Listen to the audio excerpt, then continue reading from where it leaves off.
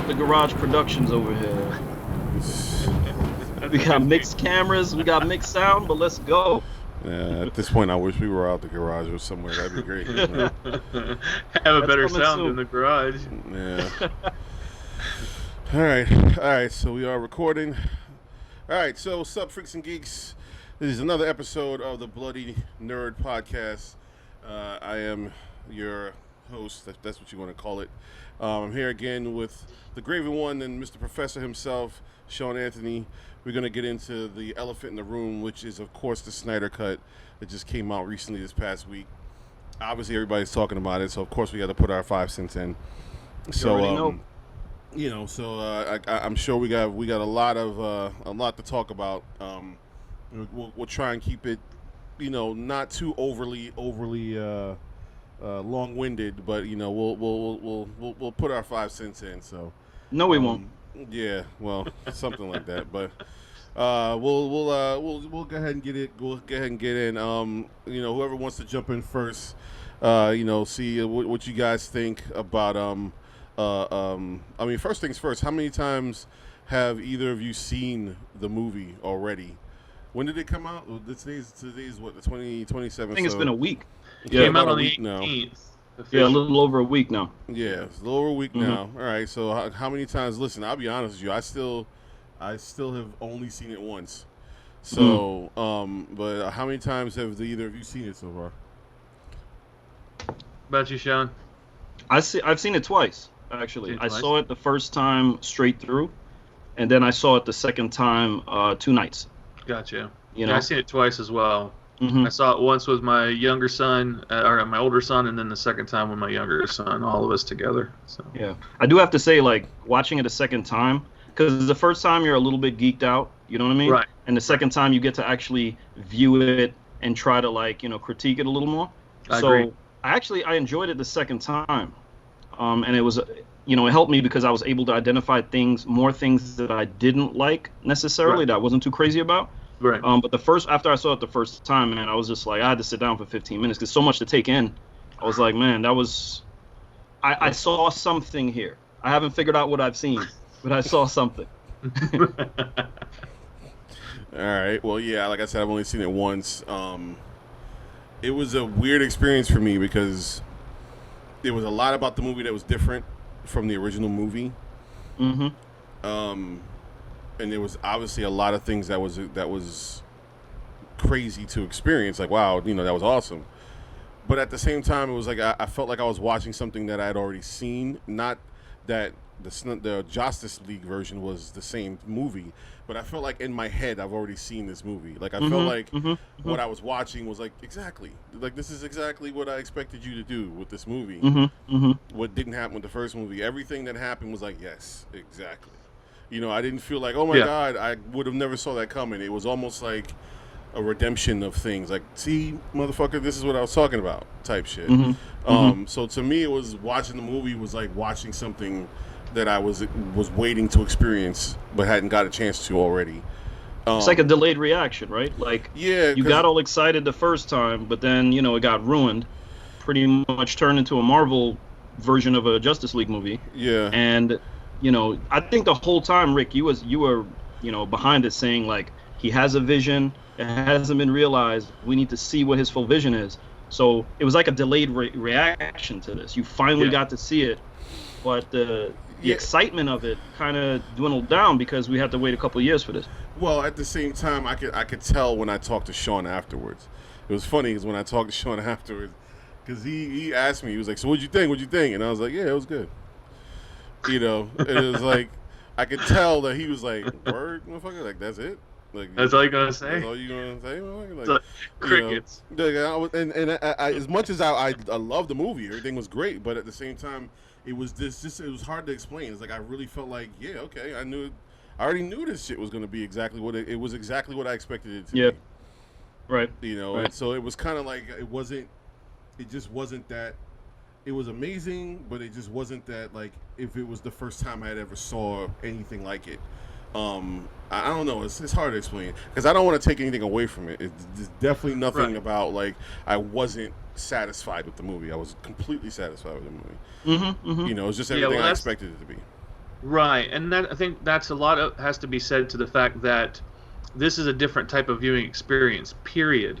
Because we're living in a time where we watched an original format of what was originally thought to be the movie, and then now we're getting this longer cut. We had time, we've had years to take in what we saw that first time around, to deconstruct it, to look at all the angles, to try to figure out what was actually supposed to happen, and then to hear all the different types of rumors and ideas and what people thought was going to happen. And then that kind of enters into your own mind, your own bias to some degree, or unbiased, depending on what you're looking at. And then we get to see this 4-hour epic that's supposed to be an epic, and looking at those types of situations like an opus. And then your brain is like, I really, do I like it? Do I not like it? Is it great? Is it not great? Is it phenomenal? Like, because you're already kind of stuck with, like you said, I've already seen this. I've already seen all this stuff. This is just kind of just the straight path that it was supposed to go on. And that's what everyone's taking differently here. It's hard. It's hard for your brain, I feel. It's hard for your brain to kind of say, yes, because you didn't get that new first time feel of never seeing it before. We were robbed of seeing this for the first time. Right. You know what I'm saying? Like, we did see this for the first time, but everything that we went through up to this point has definitely taken away from if this was the very first time we had seen it and the Justice League version never came out. Right.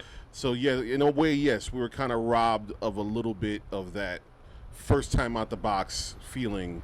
And, yeah, I agree with you. I mean, it's definitely a different movie. It's not the same movie from the first one. Right. There's so much of it that's not the same as the Joss version, which I'm so glad that it's not, because he just ruined everything. A lot of the shit he did a lot of the edits that he did to the movie made no fucking sense once you see the full version. It makes no sense why he cut out versions of the movie that he cut out. Mm-hmm. Right. So it's definitely a different movie, because I know I've heard a lot of the fanboys, the Marvel fanboys, bitch and moan that this is just going to be a longer version of the original movie. So it's like, why would I bother to see this movie? I've already seen it. It's just going to be a longer version of what we've already seen, and that was completely wrong, because it definitely was not that. So, yeah. So, I think there's no question that the Justice League version ruined this version of the movie. Like, Zack Snyder had a vision. It was cut short. And Josh Whedon, like you said, he came out, he made some terrible, directorial decisions and stuff like that. Now, I don't want to fully blame Josh Whedon, because, of course, DC and the executives there, they wanted to, emulate what Marvel was doing. DC has its own personality. It has its own bloodline, right? And I think Nolan sort of, set the tone for, like, the DC EU in a way. And then you had Zack Snyder come in, who was sort of like a protege of Nolan, and he had this sort of long-term vision. I think it was 5 movies or whatever, and right in the middle, and that's the thing, when Zack Snyder puts together, and I'm guilty of not understanding fully either, right? When he had this vision in mind, from what I hear from the interviews and stuff, the character arcs and the story arcs were longer, right? From Man of Steel to BVS, a lot of misunderstood movies and decisions. This movie, to me, kind of put all of that in a better understanding of what was going on in those 2 prior movies, and then to actually push forward with maybe 2 more movies, right? But we definitely got robbed because of the Josh Whedon version. It's like we saw some kind of version of this movie before this movie came out. And it's just human nature to say, hey, we kind of already saw this already. But we really haven't. I really feel like this is, and again, it's not a perfect movie, but I feel like it's a masterpiece of a movie, right? I feel like, this movie historically is just, it's a victory for the fans. It's a victory for creatives. It's a victory for, it's a victory over the directors and having seen their full vision and not having the executives, ruin that and get in the way of what that vision is. So I think because of that precedent, and also what he delivered ultimately, I think it's a masterpiece of a film. I do have some criticisms of it, which we'll get into or whatever, but unfortunately, it's hard for people to turn off what they've seen with the first version of this, and then to watch this with fresh eyes and say, you know what, man, this is something special. Right. Mm-hmm. Right. Mm-hmm. Yeah, that's exactly like it goes back to what we were saying. Everything before this kind of in some way ruined this, and it took away from this version of the movie. It really did. Even though it was great and it did a lot, I think had we have seen this movie out the gate first and foremost without ever seeing the other movie, it would have been a completely different thing. And of course, you have people like, oh well, this movie doesn't compare because look at the box office that Endgame did versus this. Well, this movie wasn't in the theaters. It didn't have that. Like, if you take... Yeah, it was an unfair criticism. Yeah, it's an unfair criticism. If you just criticize the movies off of what they are, like the quality of the movie, the writing, the character building, all of that, this movie can stand next to an Endgame or an Infinity War. You know what I'm saying? So if you had given this movie the same marketing, the same time in the theaters and the box office, it could have did the same numbers. You know what I'm saying? Or at least close to the same numbers, if not better. You know what I'm saying? Right. So, you can't just go, oh, obviously it's not good enough because it didn't do the same numbers as this. You can't even compare because we're just going off of the freaking, what is it? What was it on? HBO Max. HBO Max. So you can't compare that. But again, it's like talking to children when you talk to some of these fanboys, But that being said, well, see, that's the thing, right? I wanted to get into my likes or our likes, dislikes, but I also want to address some of those, complaints, especially coming from the Marvel, nerd sphere, if you will, right? I want to address some of that because I think a lot of these cats need to go sit down somewhere, man. Honestly, like, I don't mind hearing a variety of opinions from people. And, even if you didn't like the movie, I could hear anybody's criticisms. I like hearing people's criticisms, but do it in a sort of way that you have integrity. And I think a lot of these guys are not doing it with integrity. You know what I mean? So at some point, I want to talk about that too. Yeah, I definitely want to talk about that. Real quick, though, I'd like Graven to touch on one of the things Sean said, because I think it was a great point. From a creative standpoint, from somebody like yourself who is working on his own IP, is working on his own IPs, plural, and putting together his own universes and things of that nature. Mm-hmm. Just the fact that someone like Snyder got to do this, and the fact that has never been done before, you know what I'm saying, and how important that is. You know what I'm saying? From somebody from your perspective, how important is it that he got to do this? He got to see his vision, and the fact that most people will never get to do it a second time. You don't get second chances like this. Yeah, no, I think it was spectacular. I think that was a level of universal serendipity to a certain degree too, of just being able to have closure on the situation based on the tragedy it had in his life on top of it all, which makes it even more stronger of a purpose or push. I think that most directors would give anything to have a moment like that, to have the company do what it did before with Josh's version, and then to be able to say, well, he had to kind of give it up, so to speak, and then to have it come back. No one would have thought that was going to happen. Let's just be honest with it. This is precedent. No one ever thought that this was actually going to happen, really. There was a small period of time where, like, oh, he's not going to have his options. He's not going to get this. There's no Snyder cut. This isn't going to happen. And then to automatically have it, fast forward and all these things fall into place so uniquely, to let him have that, I mean, that's just breathtaking. And then to have it say, okay, we just want it to be gone. See, because kind of where it felt like to me is like they just want it to be gone. Let's just get it over with. Give him what he wants. Get it over with. Let him get it made. Give it to the people. Give it to the fans, and let's just close that book and let's move on.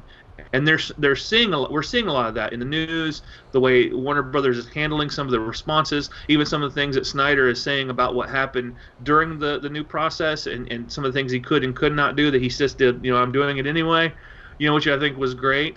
But as a creator, that's what you dream of. You want to have that. Let's be honest too. People don't realize, even the normal fanboys, fangirls, average citizen, person that's just not really in the entertainment area that just goes to experience it. Let's get real. It takes a lot to just get a movie done. Just to get done. It's not about, everyone thinks it's easy because if there's money behind it, it's easy. But you have so many cogs in the wheels, so many things that are moving and pushing and pulling, and so many opinions, and so many shareholders, stockholders, money markets, focus groups, casting agencies that have to hit certain situations, design firms that have to have a certain type of rating. There's so many things involved to actually get the movie from what it's supposed to be to what it is. And most of the time, 99% of the time, the movies that we get are not the movies that they started out to be from the creative vision of what the creator wanted. Right. It gets completely chopped down. And they just literally get to the point, you'll see some directors and creators get to a point where, like, I just had to get it out. How many times do you hear directors say that? We just had to get it out. We got to some point where we had to cut. A lot of it ended up on the cutting room floor. We just had to let it go, and this is what we got, and we had to hope for the best. I don't know if you guys hear that a lot, but I hear that a lot. We just had to hope for the best and give you the best experience we could. I just wish I could have made what I wanted to make, and I can only hope that maybe one day I have that opportunity that he had, and that we could, creatively have the ability to do that. I hope that answers your question, man. Yeah, of course. Well, also it's because a lot of these creatives and directors and stuff are pressured. They're on the time clock because the studios want to get this out in a certain amount of time. So they're like, hey, cut this, edit this, whatever you have to do, but we want to go, national, by next month. And it's, sometimes it's not enough time. I mean, look what in this specific example with the Justice League version, the studio specifically said this can't be longer than 2 hours. Right. Can't be longer than 2 hours. So cut what you need to. So that's why, going back, I don't want to completely blame him. Right. Because I guess he thought that, also like putting some of the lifeblood into the Marvel, that was, what he did with Marvel and the Avengers into this would have helped the DC, universe to a certain extent. But it just didn't work because there was already a precedent set of the theme of these movies. Yeah, and I also wanted to say I was thinking of this, and this may lead into some of the viewpoints of looking at what you guys are saying, Marvel fans and Marvel boys, people like that, versus the DCites and things like that. But only the extremists. Extremists. Gotcha.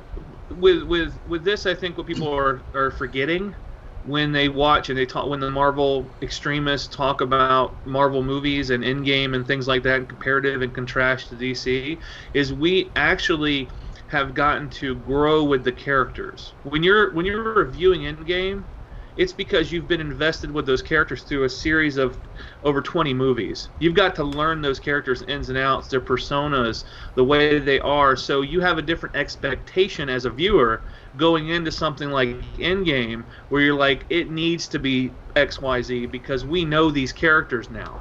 We've built a precedent. Where with DC and Justice League, they really haven't had that much growth in that way. You have to accept it now. This is who they are. This is what they are. No, they tried to rush it. They completely tried to rush it. And you're looking at it from a different review point, if that makes sense. It's someone who has history and then you get to review what they make versus not having history and having to accept what you see. So trying to compare the two, you can't compare the two. You really can't. There's no way of fairly doing it. Because of that. That makes sense. I don't know if I'm wrong. Well, I understand what you're saying. Sorry, go ahead, Rick. No, I was going to say one of the things that Snyder did that Joss Whedon and DC didn't try to do when they had control of it after Snyder left, and one of the things that we saw that Snyder did with his whole movie was he gave us a lot of that backstory and a lot of that information in one movie, and that's something that no one has been able to do. Even Marvel wasn't able to do all of that in one movie, and that was a tough thing for him to do. One of the reasons why it was 4 hours long, but that wasn't easy to do. You know what I'm saying? He because it was funny because you're watching some of that movie and you're seeing Aquaman, and then you're remembering, wait, I've seen the Aquaman movie already, but you have to remember this was before the Aquaman movie. Right. You know, this is the first time you see Vulko and Aquaman talking to Vulko. This is the first time, and you know, so I had to remember that. Oh, this was before the Aquaman movie. So there's things in this movie that he introduced before they got their solo movies. You know what I'm saying? So you know, it's just interesting to see his plan, like his actual plan, to help us get to a place where, like Graven is saying, Marvel was already at with all these character building and everything. He was trying to get us there. You know, and had they given him the opportunity, first off, it would have made, you know, we obviously would have seen that. Now everybody sees it. They're like, oh, well, yeah, Flash makes more sense now. And, you know, Aquaman wasn't a dick. In the Josh Whedon version, he was a dick. Like, he really was a kind of a dick, to be quite honest. Purposefully. It didn't make any sense why he was an asshole so much. You know? So it's just crazy, like, because, we had more time with Marvel. And you know, Snyder tried to rectify that. You know, he did a damn good job of it. What I was gonna say, and I'm glad you made that point, Rick, because what's been happening is, you know, what you just laid out, Graven, is logic. It's fact, right? Like, Marvel, you know, from the first podcast, Marvel had a better plan to release this and to, through a 10-year period, have us grow with these characters and understand these characters. Now, I don't think they did the best job of that, because a lot of their movies are cookie cutter, and some of the characters, quite frankly, they turn into clowns, in my opinion, right? I would have liked to see more depth for a lot of the characters. However, it got us to Infinity War. Right. Infinity War, I think, was a masterpiece of a film. I think it was done very well, right? What I'm talking about is those extremists who, it doesn't matter what DC does, they already have an inherent bias. Of course. So if I think DC made the mistake of trying to fast track and catch up to Marvel. I think they made that mistake.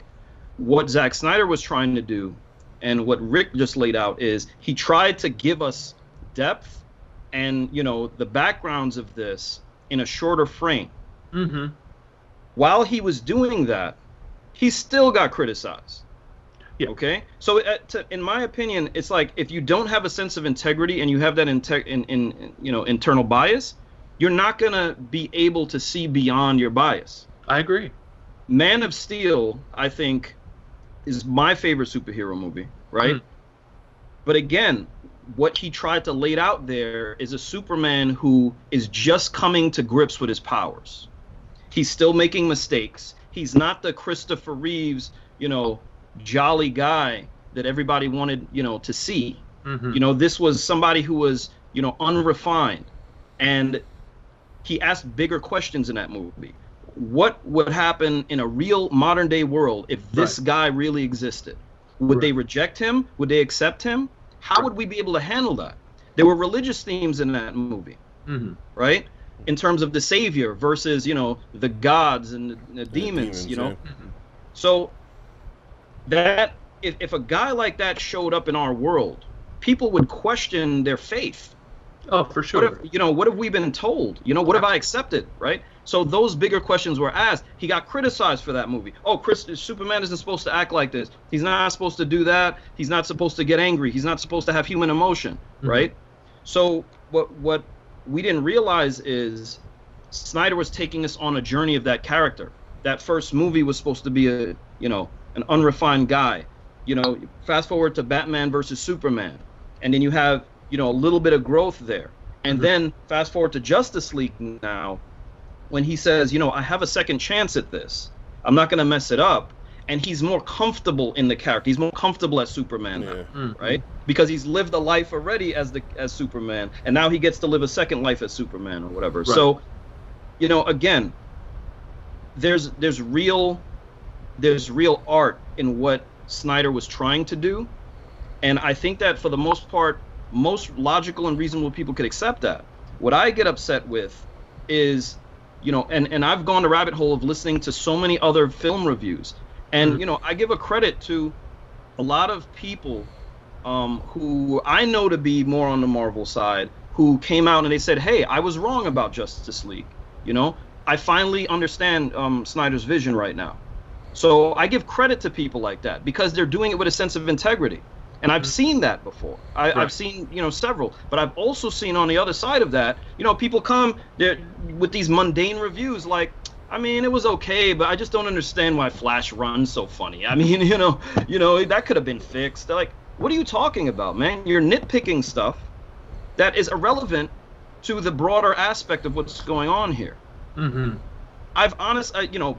Some film reviewers that I highly respect, I've heard them say when Endgame came out, oh, I'm not going to nitpick this movie. But you have these other guys, they come out, they nitpick every little thing. Double standards you're talking. It's a double standard. They're a bunch of hypocrites. And if you're going to review something, review the director's decisions. Review, the things in the movie that don't fit, right? Mm-hmm. That you thought maybe could have been plot improved holes, or whatever. Things like that. Yeah, plot holes, things like that. But if you're just nitpicking stuff just for the sake of nitpicking, don't review the film, man. Don't review the film, because it does take, there's a lot of work and creativity that goes into these films that deserves some kind of respect. Yeah, I agree with you 100%, and that goes back to what Rick was asking me earlier about creating IPs and looking at that type of idea. Exactly. It's scary because I'm dealing with that right now, and I won't go into all the minutiae or details of things, but to open-ended it with, I even sit back and look at all the reviews of things and how movies are taken in nowadays and the perspective of people and what they think and what they like, what they don't like. And I'm trying to apply that to my own creations as to say, what do I have to change now? What do I have to do different now? What do I have to look different at? What politically, religiously, ethnically, I have to look at all that when I'm creating all the stuff that I'm creating, and how am I going to put that on screen?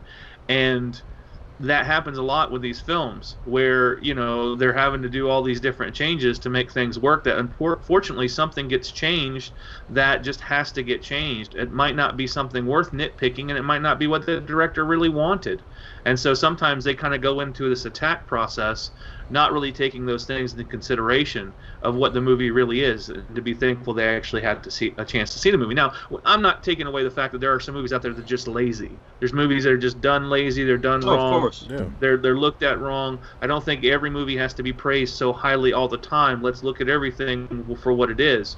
But in the same aspect, if it's just unwarranted and aggressive to no need, then that's a problem, I feel sometimes. Yeah, absolutely. And you can also I think like one of the things that we're getting to, and I know one of the things that I know Sean is getting to, because we've talked about it enough times, if you're going to take on the role of criticizing movies, if you're going to be a movie critic, if this is what you want to do, then there should be a certain ethical way of doing things. There should be a balance to the way you do these things.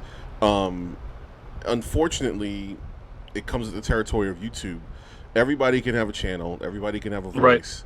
So everybody can throw in their 2 cents on anything. For sure. You know what I'm saying? Mm-hmm. The problem remains when you got a lot of these people just throw. It's like it becomes an echo chamber of just voices, of just voices being thrown, and then at that point it's just, there are a lot of people that just kind of join into the bandwagon of things. They just go with the flow of what other people are saying, and they sound the same.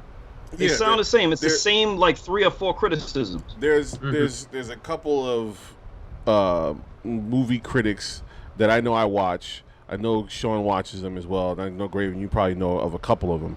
But there's a couple like I said before in the last podcast we did, the right wing nerd surge. You got your conservative nerds who are speaking loud and proud right now. And right now in the YouTube sphere, they're the loudest speakers right now. The anyone else on the other side of the sphere right now, those guys are choosing not to say anything. You know what I'm saying? The guys that don't have conservative ideals are choosing not to speak. They're like most of those guys, they don't want to get involved. And that just ends up being the way it is on this side of the sphere. You know what I'm saying? It's like, I just don't want to get involved. I'm just going to act like it doesn't exist. I'm just going to critique this movie without thinking about all of this other stuff. It just doesn't work that way. You can't. The movies Which is funny because a lot of these, even the conservatives, always talk about, well, I just want to watch a movie. I don't want to be preached to, and I just want to watch a movie. There shouldn't be politics in my movies. Politics have always been in movies. It's always been the case. There's nothing new. You know what I'm saying? The movies have always adopted things that have gone on in real life. Social commentary has always been a part of movies and film. Nothing new. So to say that it's something new now is bullshit. And at the same time, it's like, you have these other people on the other side who just act like, I'm just going to critique movies and not get involved in the social commentaries of today. You can't do that. You can't. Like, you can't fully critique a movie and think that you're not going to have to talk about the way that movie fits into the social commentary of today. You know what I'm saying? And you can't think that you can critique a movie and not think about talking about how that part of the reason why the movie has problems is because of the things it might have said or might not have said about the social commentary of today. You know what I'm saying? So that's the right-wing nerd surge. They're not afraid to talk. They're yelling, they're screaming, they're loud as fuck. Right. Everybody's listening to them right now.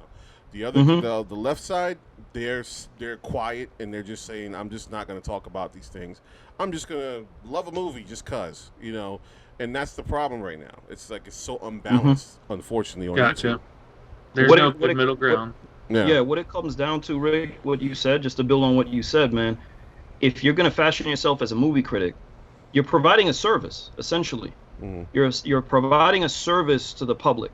And if you want to be taken seriously, intelligence matters. Skills matter when you're doing this. This is a skill. And although nobody's perfect at this, you have to be at a certain level to understand the difference of things. So, yes, Graven said, there are some horrible movies made. There's some simplistic movies, and there's some movies that are more dynamic. They tell a deeper story. If you sit down and watch Goodfellas and, Mobsters, that 1991 movie with, I think it's Christian Slater, you have to be willing to understand that Goodfellas is a superior movie to Mobsters, okay? You might like Mobsters more than Goodfellas, but if you want to be taken seriously at this, you have to be willing to understand why Goodfellas constructively is a better movie than Mobsters, even though Mobsters is more enjoyable for you to watch. I'm not a fan of the horror genre. I've seen my share of horror movies, right? You have some people that binge that stuff, but I've sat and watched. It was a movie called Hereditary. Now, listen. Again, I will never watch this movie again. Okay, because Yeah, Graven's probably seen it a couple times. Yeah, I don't need that imagery in my life. Actually, right? I haven't. Believe it or not. That's interesting. We know who has. Well, I think Blumhouse. I'll use two movies: The Witch and Hereditary. Right? Brilliant movies. As far as horror movies go, like, I'll never see them again. I'll never watch them again. But the way they were constructed, right, were two of the best horror movies I've ever seen. Okay? Not that I, and I enjoyed some aspects of it, but I'm not going to set an afternoon where I binge those two movies again. Okay? So you have to get back to integrity. Skills and intelligence matter when you're doing this. And a lot of these guys only could hold two thoughts in their head at one time, right? And they're trying to come, and what angers me is that some of them are monetizing this. And they just sound stupid. Some of their criticisms just sound silly. Okay? I'm going to get into some of the hypocrisy later, because you know me, I did some research, and I have a little list that I want to go through. I'll get into that later. Yeah, you can go right in there now. You ain't got to hold on. Go on. Since we're on it. Yeah, go right. Full contact geek speak, bro. Yeah, go for it. Well, this is the Bloody Nerd, so we got to go at it, right? Yeah, might as well. The main criticism I've heard is the movie is too long. Okay? Yeah. And how come he didn't cut some of the movie or whatever? All right, first of all, Zack Snyder didn't know if, none of us know if there's going to be more to this. All right? The fact that, and we already talked about this, how this movie got made was pretty much a miracle. Why would you cut back your full vision? You might as well give the people everything. This is what I was trying to do. It makes no sense to cut any of this, okay? Not to mention the fact that it was done in 7 parts, okay? Sort of like a miniseries. If you're going to complain about the runtime, the way the movie was segmented, again, on my second viewing, I watched it in 2 nights, right? I watched parts 1, 2, and 3, and then I watched 4, 5, 6, 7 the second night. You could parse that out how you want to. Watch 2 Monday, 2 Tuesday, and so forth, right? Listen, again, I did a little bit of research here. If any of you guys sat and binge watched the first season of Mandalorian, that was 5 hours and 23 minutes total, okay? 5 hours, all right? If you, and I know some of them too, they sat and they watched Infinity War back to back with Endgame. If you've done that, you've sat and watched 5 hours and 37 minutes of 2 movies, okay? I'll even give you another example. If you've binge watched Stranger Things, because each individual episode is about 40 minutes. If you binge watch the first season of Stranger Things, that's 6 hours and 3.5 minutes. You sound stupid when you're complaining about a 4-hour runtime, okay? Number 1. Number 2, I touched on this before, the Flash running. I've heard this. Oh, how come he didn't fix the Flash running? Listen, again, if you're not creative enough to hold 2 thoughts in your head at one time, you're not going to get that Zack Snyder, he tried to add something different to the Speed Force so that people could recognize that it's not just running fast like previous Flashes. He added something extra to the Flash's character. Yeah, him and Ezra. Okay? Absolutely. Yeah. Right? The other complaint that I heard of is, Lois Lane, her role, she was just mourning Superman. Are you joking or what? Like, Lois Lane is the human connection to make sure that Superman doesn't turn into Brightburn. Okay? Yeah. That's what Lois Lane's purpose of that movie was. And the fact that, again, there was real emotion and the characters were a lot more flushed out in this movie. And Lois's loss, we had to go through that journey with her, from her, we know Lois Lane, we've seen this character so many times. The one thing she is passionate about is her job and her journalism. She's always getting into trouble. She's always trying to get to the bottom of the story. She gave that up because she's still in mourning the loss of Clark Kent, right? So we went on that journey with her. And at the end, to say that she was just mourning him the whole time is ridiculous, because honestly, she saved Batman's life. No, she saved a lot of people's lives, yeah. She saved a lot of people's lives, right? But but in that moment when she popped back up, she saved his life, right?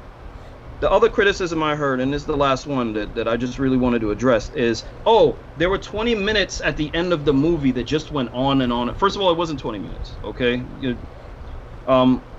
In most of the Marvel movies, we have end credit scenes that everybody goes crazy over. Okay? The difference here, and I've seen certain Marvel movies that have 2 end credit scenes. The only difference here is this one has 3. Okay? Essentially, Lex Luthor gets out of jail and he has a conversation with Deathstroke. That's the first one. The second one is the Nightmare. The end of the world. The Nightmare end scene with Batman and the Joker. They get into it. Yeah. All right. And then the last one was with Martian Manhunter at the end. Okay. The only difference in how that was laid out was Part 7, the epilogue. It just kept going. There was no end credits, and then they introduced you to those 3 scenes. That's the only difference. So did you guys need a break? Did you need to see the credits before you saw the end scene? The 3 end credit scenes? Is that what it was? He just attached them to the end. That's it. So a lot of these criticisms are foolish. Okay? And if you're gonna nitpick stuff like that, right? Then you just look like a hypocrite and a moron, in my opinion. Especially if you're complaining about the runtime of 4 hours. Because I know a lot of these these Marvel sweaties, like they sit there and they binge watch a whole afternoon and stuff. Easy. And the other thing about the Lois thing is, not only do we go on her journey of mourning him, but we have to also remember, now being able to look back, she wasn't just mourning Clark, she was mourning him being pregnant. She was pregnant. That was a big aspect of it, right? You know what I'm saying? We didn't realize that until that scene, and even when we saw the scene, she pulled out the drawer. We still didn't realize it until the very end. You know what I'm saying? When Bruce says congratulations, we see her with the little bassinet. So not only is she mourning this man that she loved, but she's mourning him knowing that she's carrying his baby. Right. You know what I'm saying? So I mean, there's a lot going on there. It's like, again, this the thing that I've talked with Sean about as well. The thing about Snyder is that every character you see on his screen, he gives a story arc to. Almost every character, even Clark's mother had a story arc. She went from living on the farm to going into foreclosure. She had to move into a little apartment, and you know what I'm saying. Like, she even had her own little thing going on. Every character he puts on the screen has some kind of story arc. You know what I'm saying, and he does it with every one of his movies. And that's the thing. That's the thing too, Rick. Like, listen, if you don't understand everything on all the director's decisions, be intellectually curious enough to ask the right questions.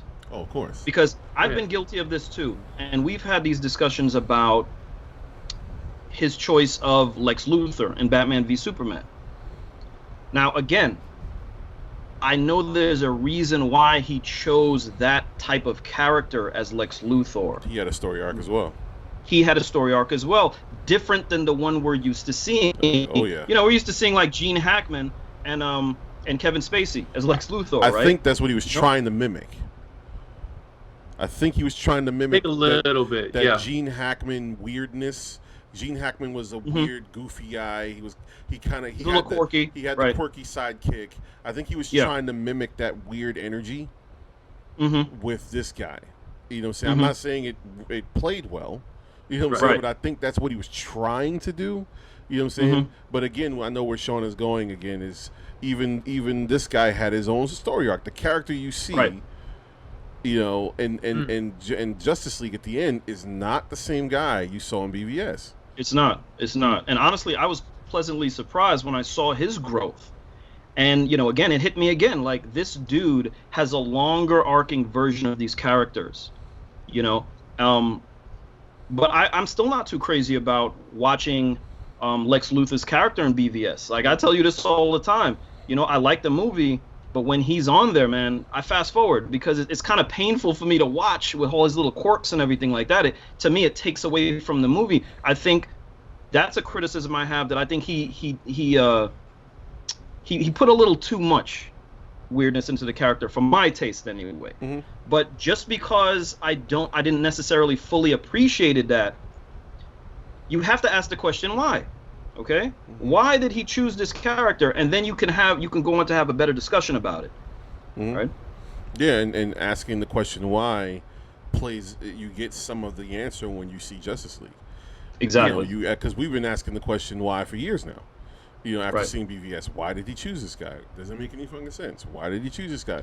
When you see BVS, you're like, oh, there's an arc there. When Luthor goes through what he goes through and gets put into Arkham, and then when he breaks out, he's a different dude. Like, something happened to him, and he's got more composure.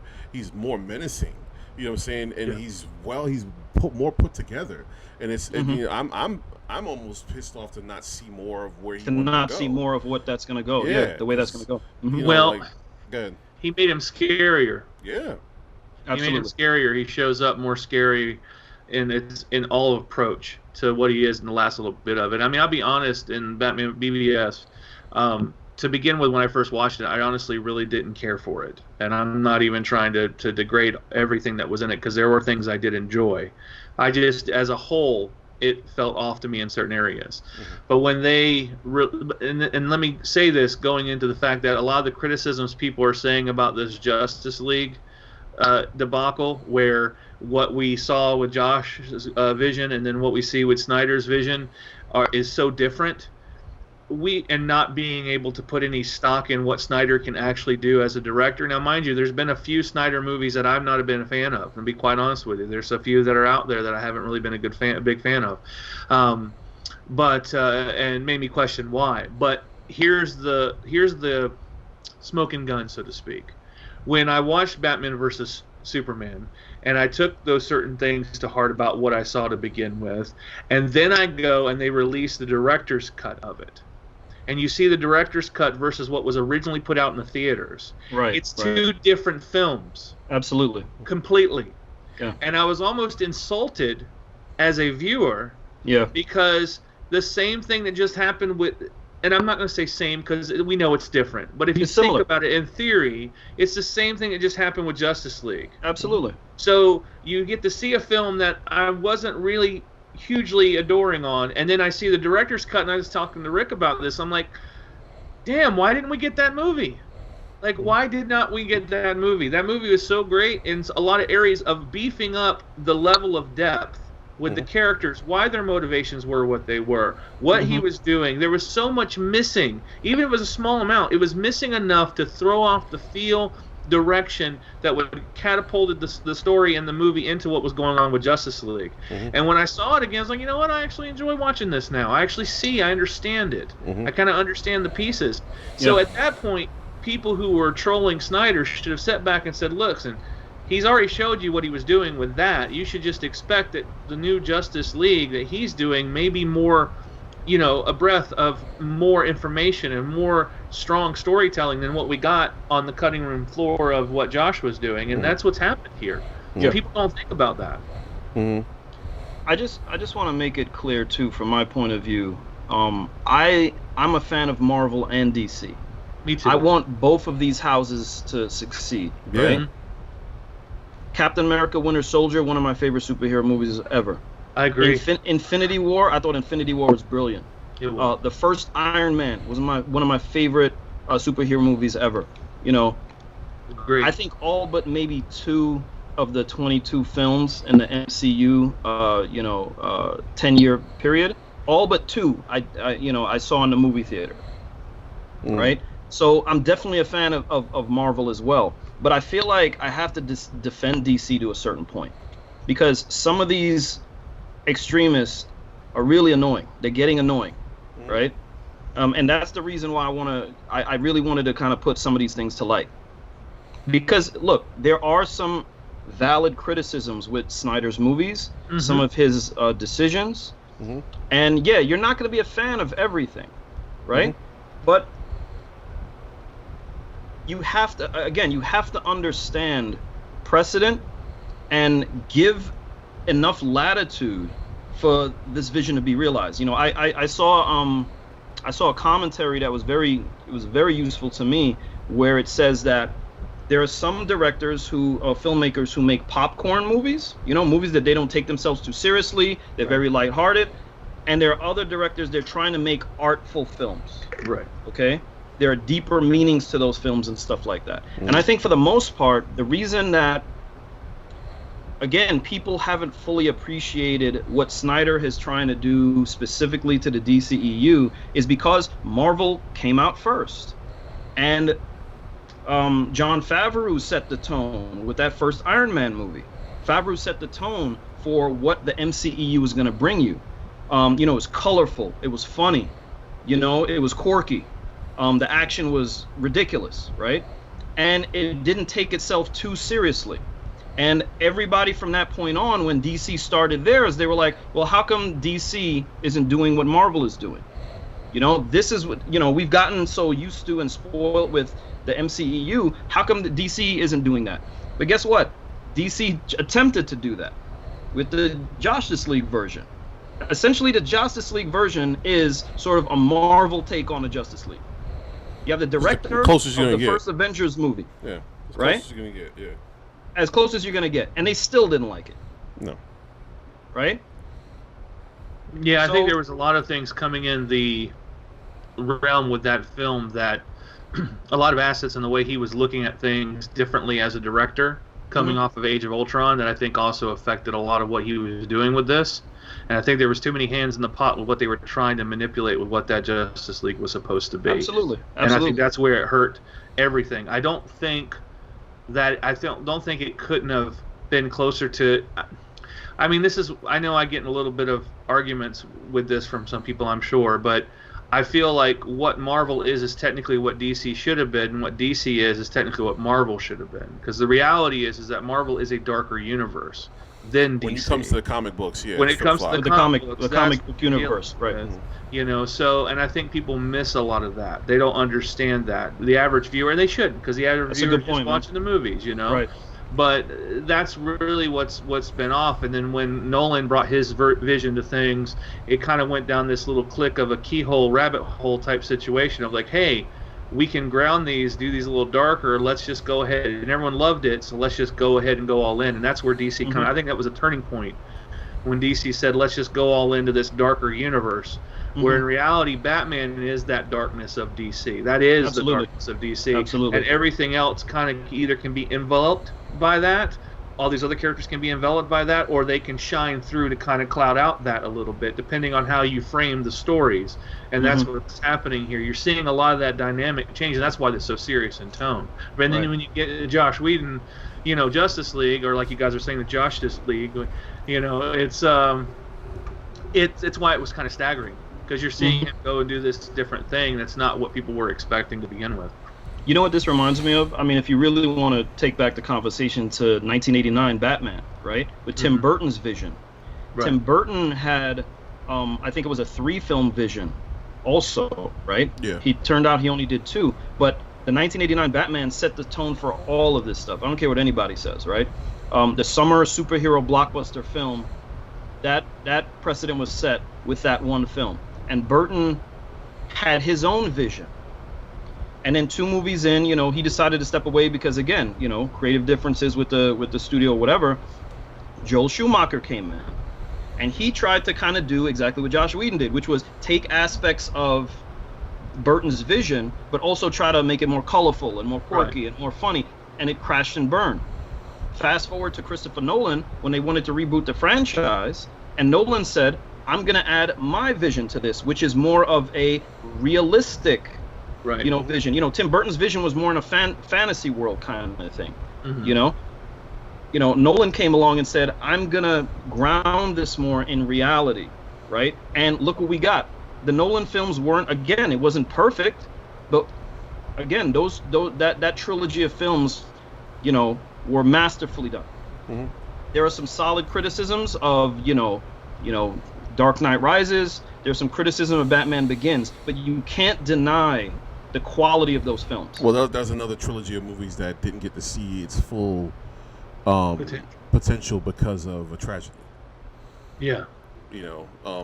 Christopher Nolan's full idea of what he wanted to do had to be revamped when Ledger died.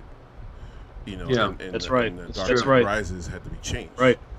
Absolutely. So, things altered his vision. You know what I'm saying? So we don't know what his full vision would have looked like completely. Right.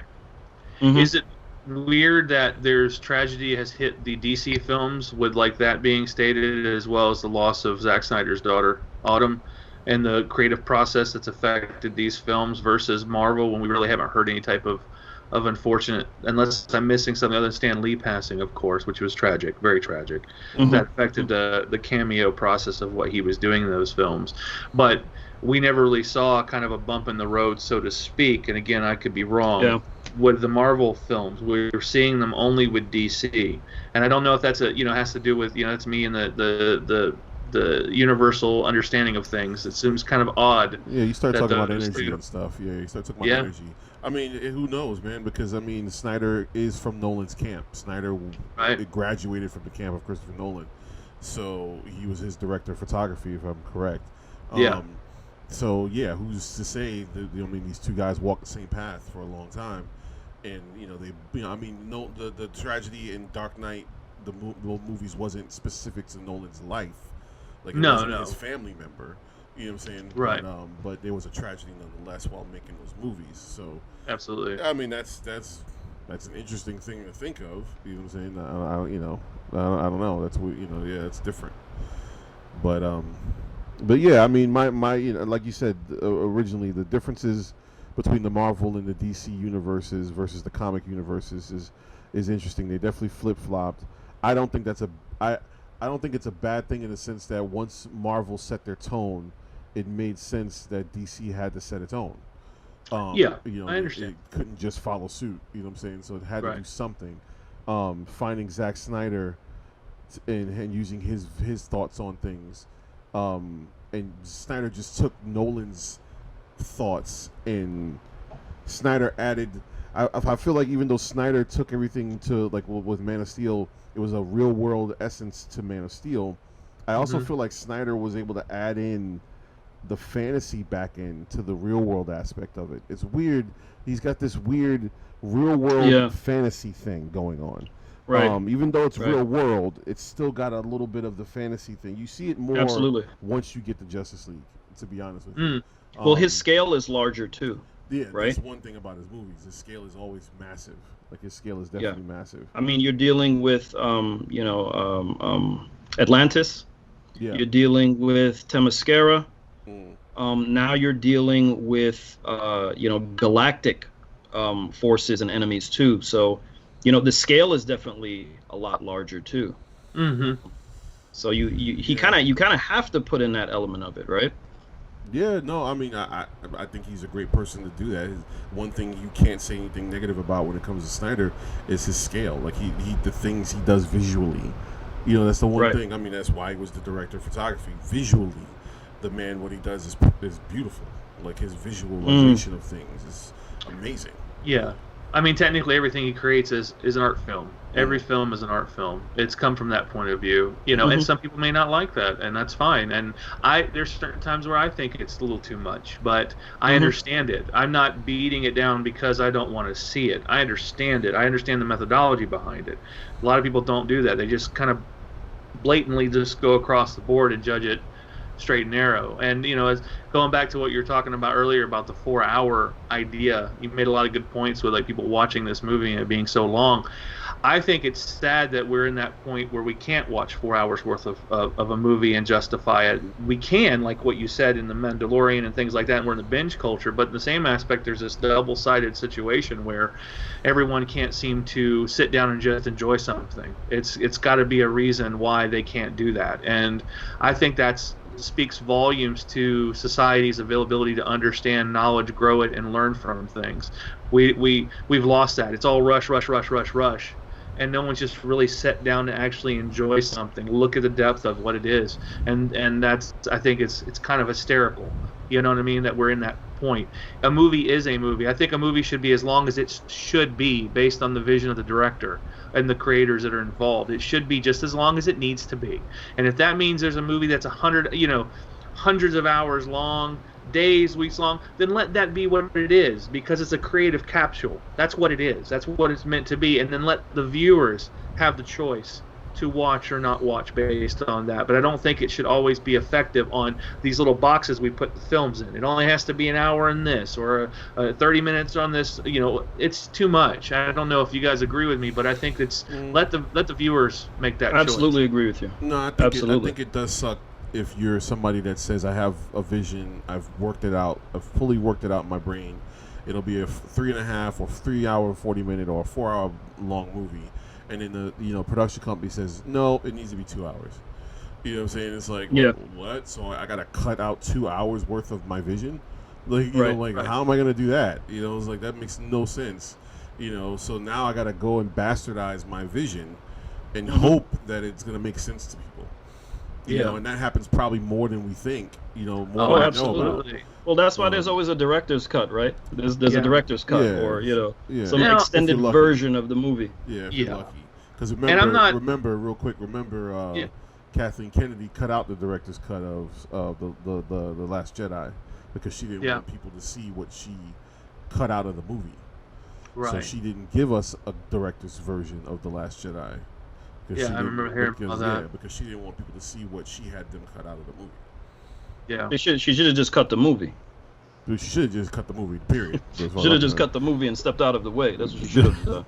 Yeah. I think we as humans, it kind of makes us look inherently inferior to believe that we can't sit down and just watch films. We can't watch creativity. We have to just be put in this box. It's, I think that's sad on that level. Now, mind you, I understand that we also, setting aside wants and what we would like versus the reality of how the movie industry works. I'm fully aware how it works, and the number game and finances and how things need to be and focus groups, and I get that. And I know that anyone in those camps can justify why a movie needs to be financially an hour and a half, 2 hours. It can't be this. It can't be. I get that. Yeah, when it comes to movie theaters, is what it is. Yeah. we get that. We understand that. But it doesn't change the fact that it is sad that we as a culture can't sit down and actually enjoy these things anymore. And we have to push through things so much. And people, if you're going to complain, that's your choice. It's your choice. You can complain. Don't watch it. You're welcome to turn it off. Don't go see it. That's fine. But, I felt like that happened a lot with the Lord of the Rings stuff. I mean, I've watched the extended editions. I'm a big fan of those things, too. They changed a lot from the book as well. So I understand the critiques of that. I've read the books. I know that. I can argue both sides. Those movies are over, like, if you watch the 3 of those, that's over 9 hours of film, isn't it? Yeah. And then the Hobbit film series as well. Yeah. Close to it. I mean, I just thought of the Harry Potter series. How many films is that? Was that 7 movies? 7 movies, right? Yeah. The last movie was broken up into 2 parts. Right. So, I mean, you could calculate, how much film that is. But again, one collective vision, right? Yeah. Exactly. Yeah. Yeah. Well, I mean, I'll say this real quick. And Sean knows this. We had a roommate at one point, young kid.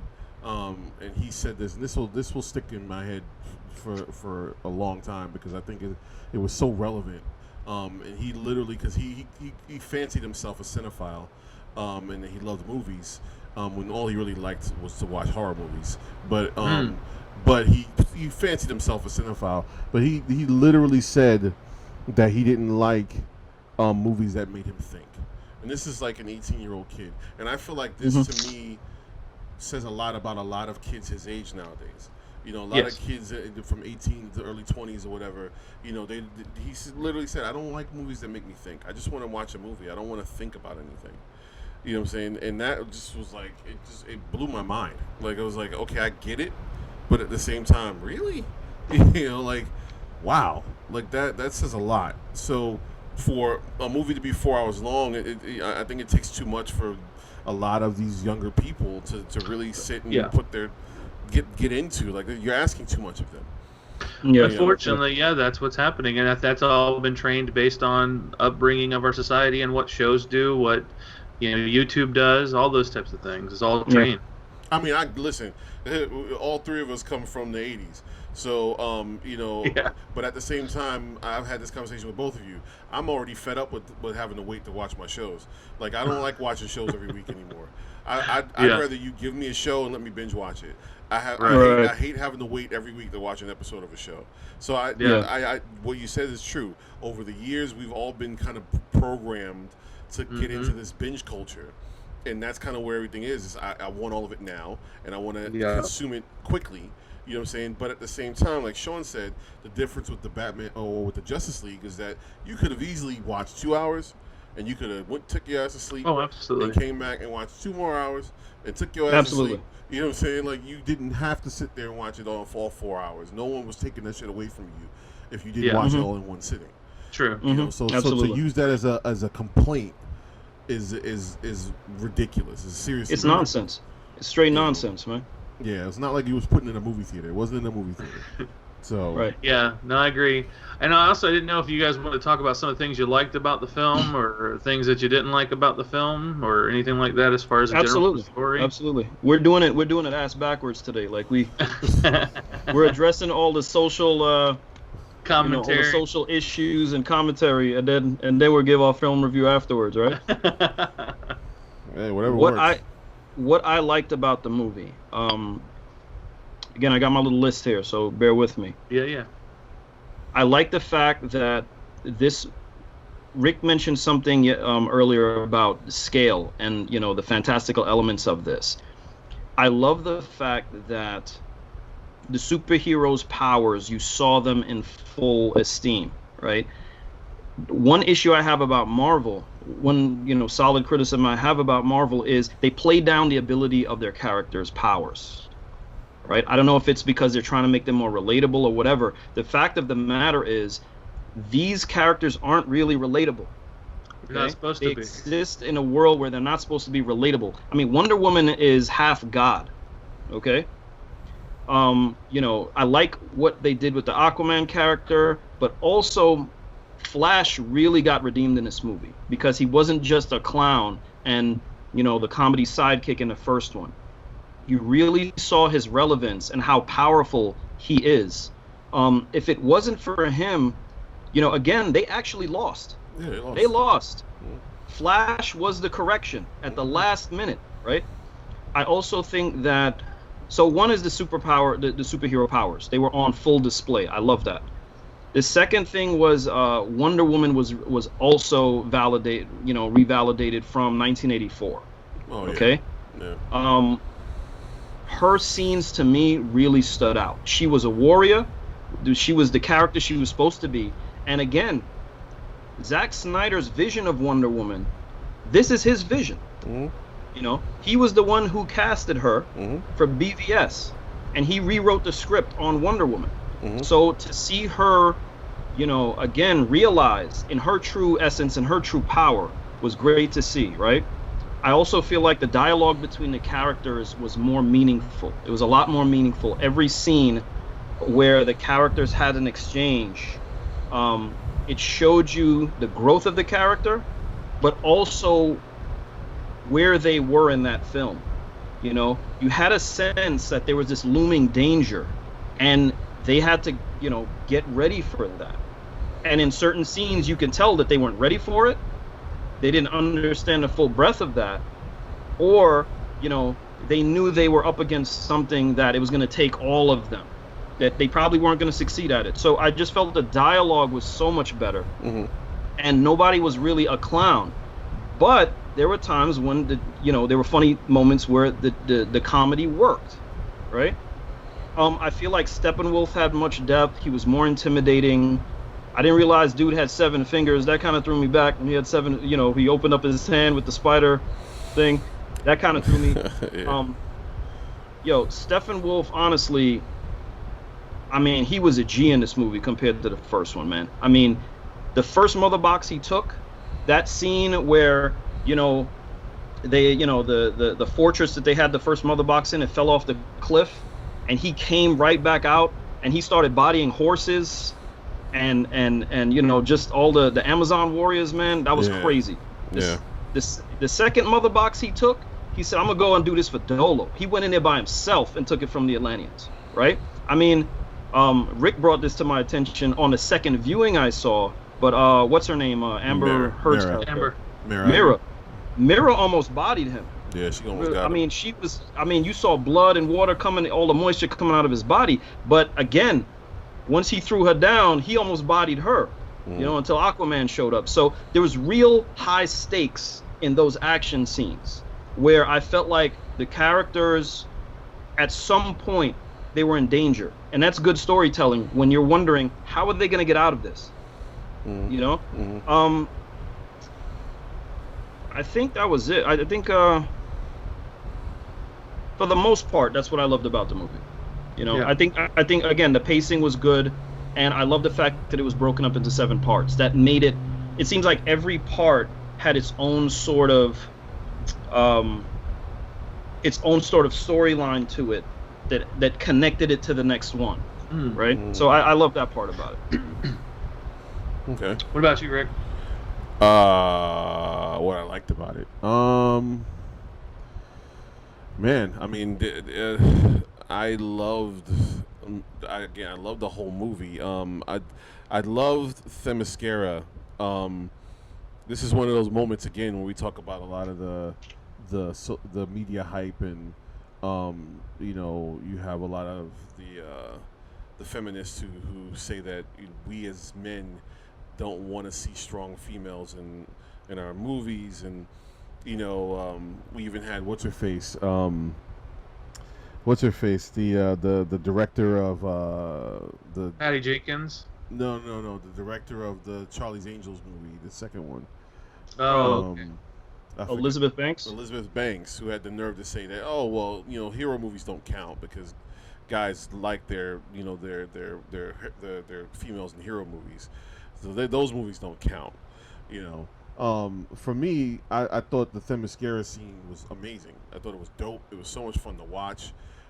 It actually amped me up, when that scene he drops in, like Sean said, and not only does he just, the fact that he drops in, but he drops in and he's just massive. Like he's just everything they did with him was just so freaking massive, and it was just dope that they didn't. There was like the whole no fear thing. Well, we don't fear this nigga. We're gonna go at him. You know what I'm saying? Right. I loved every moment of that. Like I was like, yo, this is awesome. You know, the scene where they're shooting him with all the arrows, and he uses his armor to clear the arrows off his body. Oh man, that's what I would do. That's what I would do with the character, man. I was like, oh, I was all on. Yeah, he was ferocious, man. Yo, this is crazy because you see his armor moving all the time. Yeah. Like they have blades on it and stuff, and I'm like, what is going on with that? So then the moment he did that, it made sense. It's like the armor just shed everything. It was. I mean, that whole beginning with him and Themyscira was really freaking dope. I love that whole scene. And then so from what I remember, there was talks about them getting their own movie. The Themyscirans getting their own movie. I hope so. Because even in 1984, that intro scene at Themyscira, that's the part of the movie I enjoyed the most. That was the dopest part of the movie. Yeah. So I mean I love of course the Flash. I love what they did with the Flash. I wasn't wholeheartedly feeling him in the first Justice League version, and that's horrible because I'm a huge Flash fan. I was telling Sean, one of the things about this movie is you get a sense of how powerful he is, and Graven will understand me from being a comic book head. A lot of people don't realize how powerful the Flash is. Like the Flash's powers are serious, man.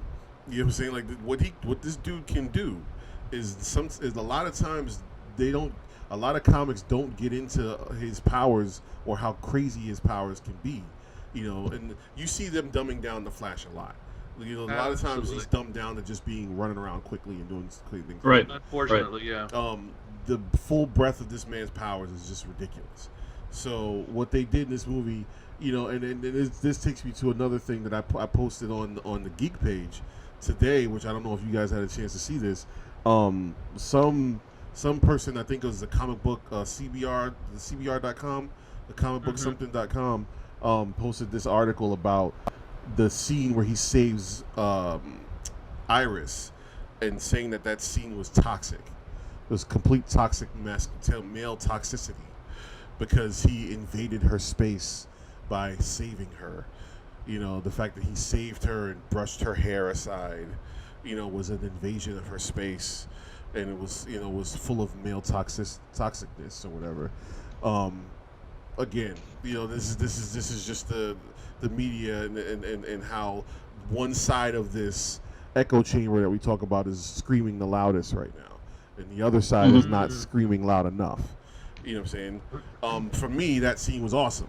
The fact that the fact that in the middle of saving her, he had the thought to grab the hot dog. We had no idea why he was grabbing the hot dog. Right. I even thought, why is he grabbing the hot dog and putting it in his pocket? Yeah. And in the very next scene, you see him using the hot dog with the dogs. So you know, which is another power that has been talked about in the comic books. Not only is he fast, but he has super thought. Like he can think faster than other people. You know what I'm saying? Right. So that to me was awesome. I mean, the end scene where he saves everybody, the way they made that scene was breathtaking. How he ran everything back into existence was breathtaking. Yep. You know, so and of course, my last thing would be the way they brought Superman back in was so much better than the Josh version. I'm a fan of truth and justice and truth. You know, the Josh version, I always hated that scene where he came back in with that. It always bothered me. So the way they brought him back in this version, I liked it better as well. Much better than the other version. But yeah, that's me. I'll go in there. Yeah, I mean, there's a lot of things. There's a lot of things that I was able to look at this differently with from the first one, and things that I enjoyed. A lot of what you guys have touched base on, I enjoyed and I appreciated.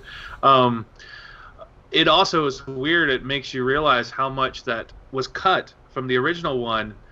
Like, you almost want to think, why? Why was it cut? Because the stuff that was still in there that was brought into it with what we saw with this is just amazing. Like, things I enjoyed about it. Number one, like you said, the Amazonians, Wonder Woman, that scene with the hostage situation. Oh yeah, phenomenal.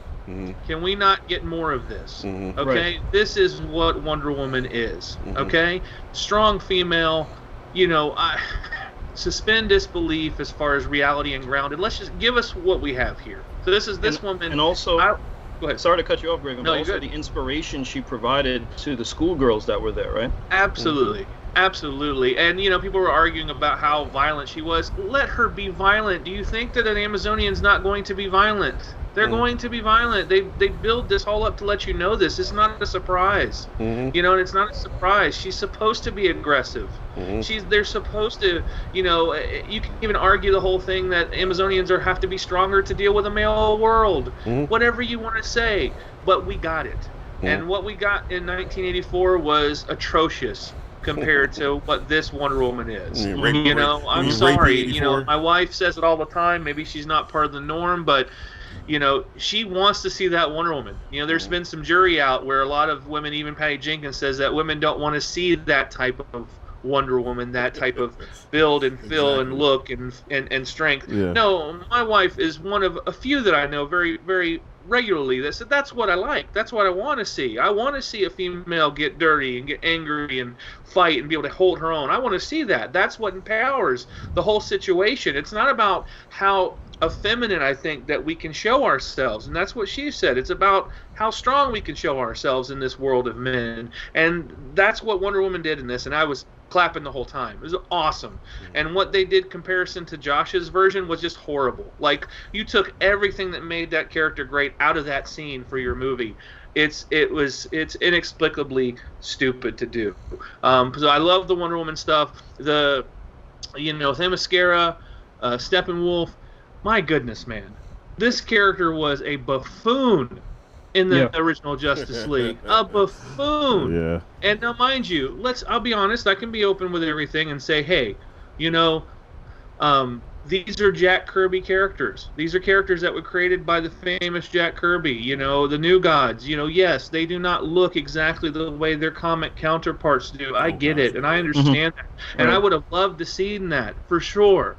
But we're already saying that we're seeing different things for a reason. It's a different version. It's a different vision. So I've already know this. I look at this like an Elseworld.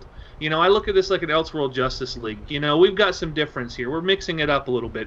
But to take that character, that whatever we got in Justice League, the first part of it, to this was spectacular. You feel for him. You worry for him. You feel his pain. He just wants to be accepted. Not to mention, this is Darkseid's uncle, okay? Yeah. This isn't just some lackey that's working under Darkseid. This is his uncle. And that's a weird family dynamic that people don't realize. So here he is being cast out. He just wants redemption. What better arc for a villain to come to that world and deal with it? He wants redemption. He's been doing this for so long, and now he needs to show people and his family that he can do this. You know what I mean? You felt for him. I don't know if you guys did. I felt for him. Like, there was a point where actually maybe I wanted him to succeed a little bit, just so he could redeem himself. Yeah. And it just goes back to the point that what happened at the end of it. It was tragic. Like, to him to go through all that, and he still just dies. And the way he dies, phenomenal action scene, great, all kind of crescendos. So much better than the other version, the way he dies. Yeah. But, the one that we got before was this real creepy...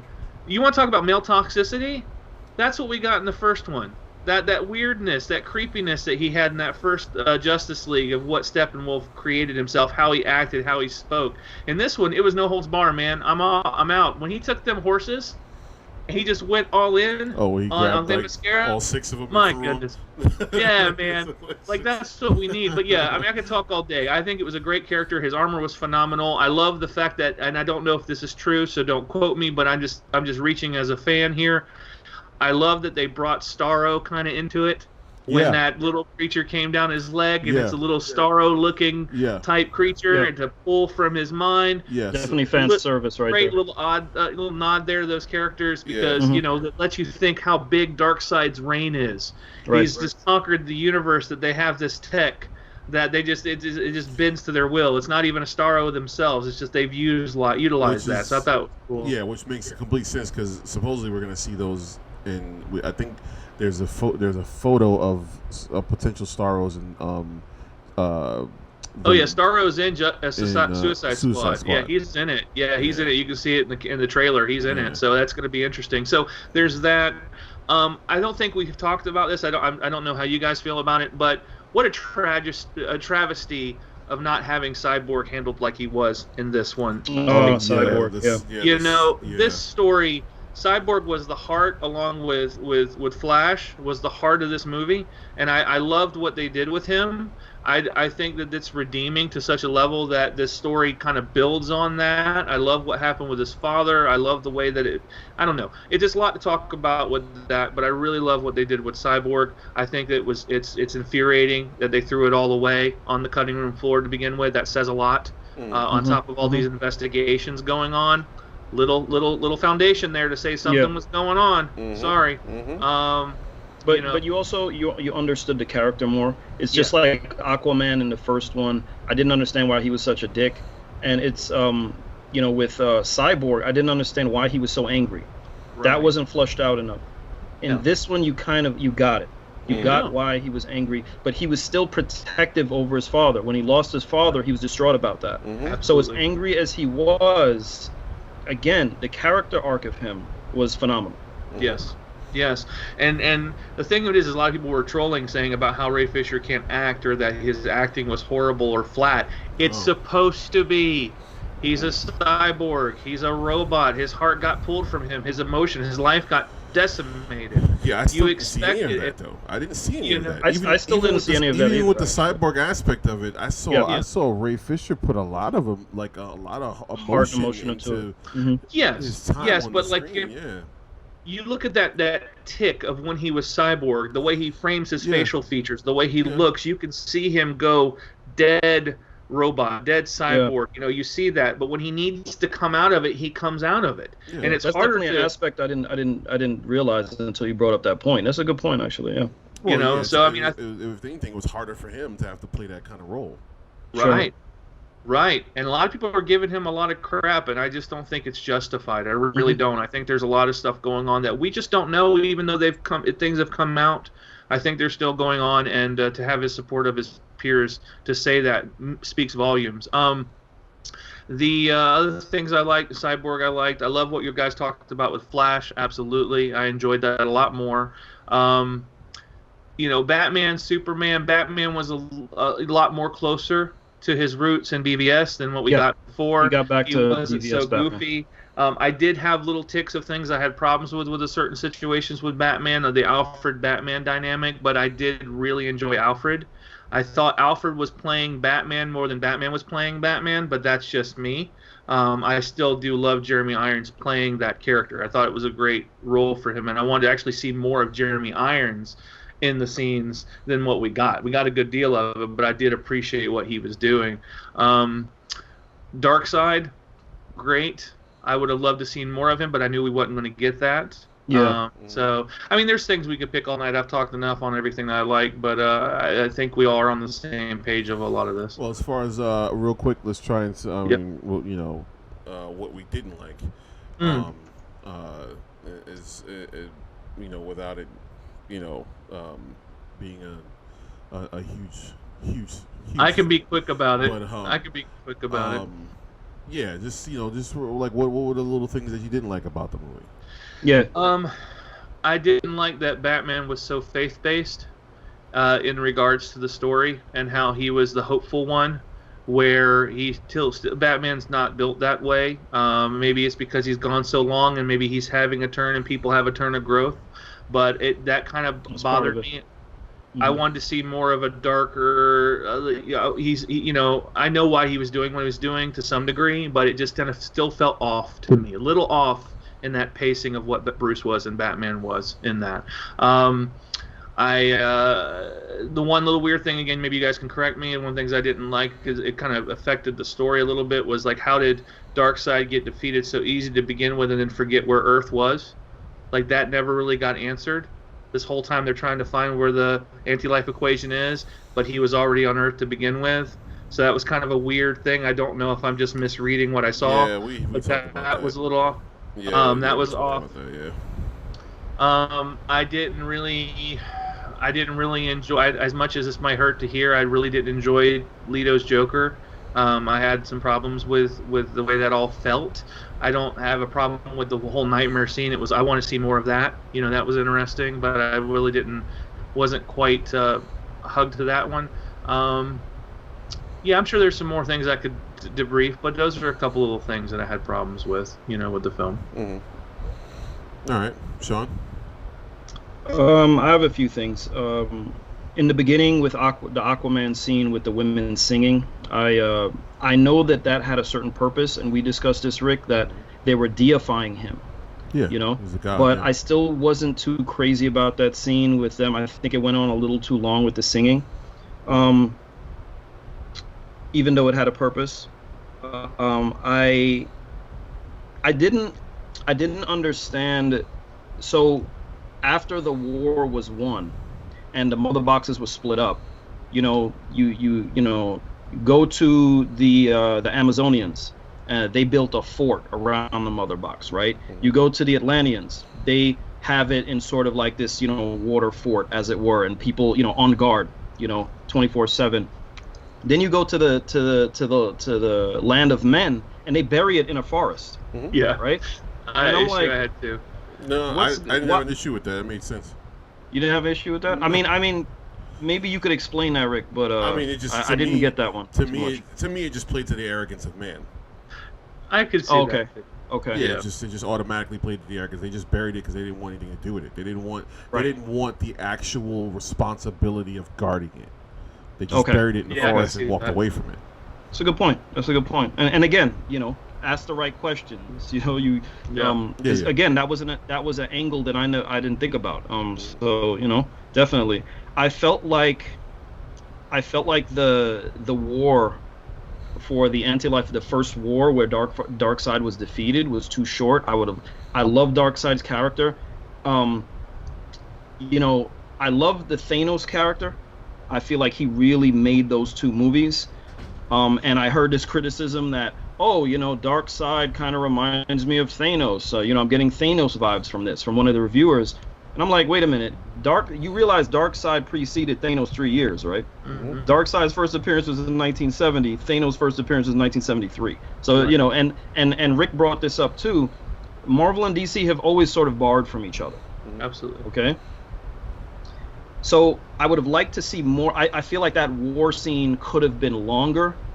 I felt like it could have made that part in the movie a little bit more dramatic. I would have loved to see Darkseid, and again, he took out the Green Lantern at that time, right? But I would have liked to see him, just like Steppenwolf, I would have liked to see him put more work in destruction and chaos, and sort of put it never felt like the gods of that time, the protectors of that time, were in any real danger when Darkseid arrived, right? So I would have liked to see more of that scene kind of play out, on some like Gladiator, Russell Crowe type shit, right? Yeah. The last thing I would say that I didn't like was at the end when they penetrated Steppenwolf's fort, and the battle is going on, and they're fighting against Steppenwolf, and Superman shows up right when Steppenwolf is about to put the axe to Cyborg. Mm-hmm. Superman shows up, and his line is, "I'm not impressed." Mm-hmm. Right?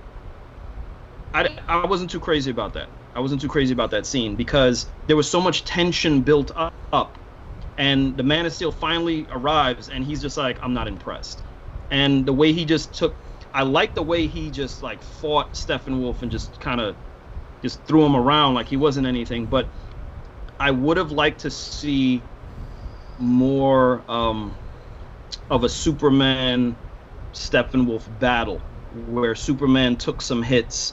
It seems like when Superman got there, you just knew it was over. Like, and for him to sort of, and again, for him to treat the moment like whatever. I mean, listen, they lost, right? There's real stakes here.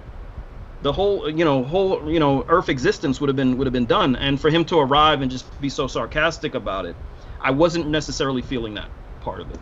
I agree with you there.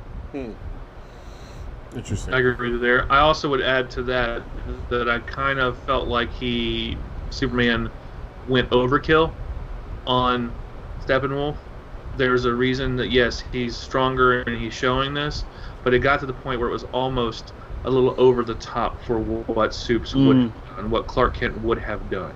Because we've seen this type of character be shown appropriately through the Justice League Unlimited cartoons and how Superman the animated series, like, we've seen different levels of what Supes is and how he fights these types of characters, and he can go toe to toe with them all, of course. And we know this already, but it felt like it was just a little too much. It kind of fell right back into that before Lois kind of snapped him back.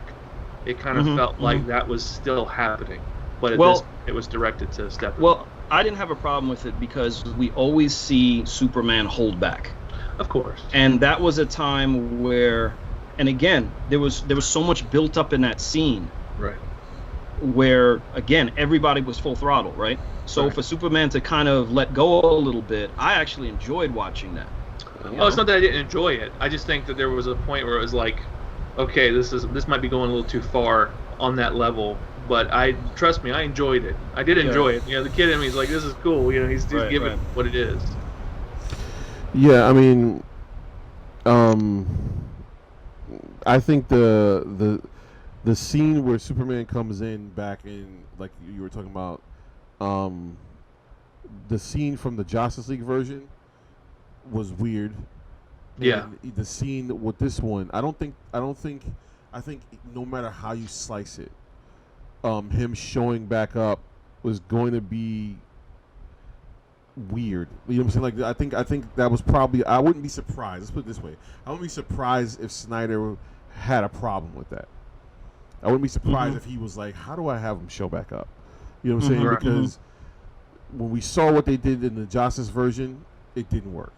And then you see what they did with this one, you're like, all right, it didn't work for me. So, I wouldn't be surprised if that was something that probably wasn't so easily done. You know what I'm saying? Because how do we have him show back up? And it makes sense, or it fits, or it gels. But I don't. But Rick, not to cut you off, but I don't think he had to say anything. Honestly, that could have been a situation where he just showed up. I mean, one of the best lines in that movie, was from Steppenwolf, where he was telling Desaad, he's like, "There's no protectors here, no Kryptonian, right?" I mean, that could have been a scene where Superman showed up, he deflected, he caught the axe, he caught the brunt of the axe, nothing happened, and Steppenwolf could have stepped back and said, "Kryptonian," like something. But Superman necessarily didn't have to say anything in that moment, is what I'm saying. And I think whatever he could have said, it just seemed kind of corny. It was just corny the way that whole thing was played out. He didn't have to speak.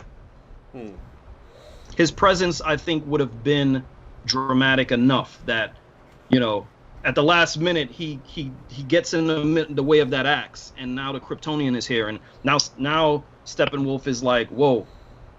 Yeah, I might not succeed at this, Yeah, and this is not to compare and contrast. I'm really not trying to, but I think the best moment feel I'm trying to think with this that would have worked is we needed a moment that was kind of like Captain America picking up Mjolnir. We needed that moment, like right there, is the way I feel about it, where we just like, oh my goodness, we didn't see that coming, and I don't think we got that. And I think that's the best way I can explain it. Agreed. I think that moment was coming probably in future Justice League movies. But again, Superman is a strange character to write because he's so powerful. Yeah. And I felt like the characters were in real danger until Superman showed up. The fact that they still failed when Superman showed up, I think, was pretty dope. But again, it's kind of hard to balance Superman because Superman is so incredibly strong. I mean, he took on the whole Justice League on his own. When they resurrected him. So to build up tension with him in a scene is very interesting to do that. Like, well, I mean, it's not as easy. Yeah, I mean, they did it pretty. As far as I'm concerned, they did it pretty well with Doomsday. But good point. The thing with Superman, I definitely didn't have again, one of the, like I've had the conversation with Sean. One of the things that makes it not hard. It's hard until you understand it. One of the things that makes it hard to look at Snyder's movies and critique some of his movies is because everything he does is has a wider berth to it. Yeah. So it makes more sense that Superman would come in and fucking plow through Steppenwolf, because once he got to Darkseid, it wasn't going to be that easy. You know what I'm saying? No, I agree with you. To me, him coming through and plowing through Darkseid was to show you that once he got to plowing through Steppenwolf was to show you the difference when he got to Darkseid. You know what I'm saying? Like that to me, so because when you look at it just as what it is, then it's like, well, yeah, he got there and just plowed through, Steppenwolf, and it was like, well, fuck, we can all just go home. Superman's here now. You know what I'm saying? But that was to juxtapose when he got to Darkseid, and then you go, oh shit, like Steppenwolf wasn't nothing, but Darkseid is going to make him work for it. Unfortunately, we're never going to see that. Never got that. Yeah. So that to me is like part of the thing. It's hard sometimes to look at some of these things with Snyder, because for him he's always got more to it. Like when you see the rest of the story, then this little thing over here makes sense. Yeah. That happens a lot with a lot of his story arcs. And just to add to that, since you brought up Darkseid, Rick, like you brought this to my attention as well, that even Darkseid within that short frame, he had a character arc, because the Darkseid that was defeated in the first war, he was a much younger version of himself. Yeah, he was a much younger Darkseid. He showed up on Earth with no armor on. Right. He jumped out, showed up on Earth with no armor on. He eventually got impulsive. his ass. Yeah, eventually got his ass whooped. Yeah. And then the Darkseid you see later on is much bigger. Yeah. And he's got a full set of armor on and everything. Right. So it's even Darkseid in that short movie had his own little story arc. He was a different Darkseid at the end of that movie than he was the very first time you see him. Mm-hmm. So yeah, I mean, the battle with Darkseid in the beginning would have been great. Yes, if we could have had if they could have played it similar to the way they did Man of Steel, they could have started the movie with the battle. You know what I'm saying? Could have done that too. And given us a little bit more of the battle, which is plausible. I mean, we still have people out here that bitch and moan it was too much. Oh, it's too much.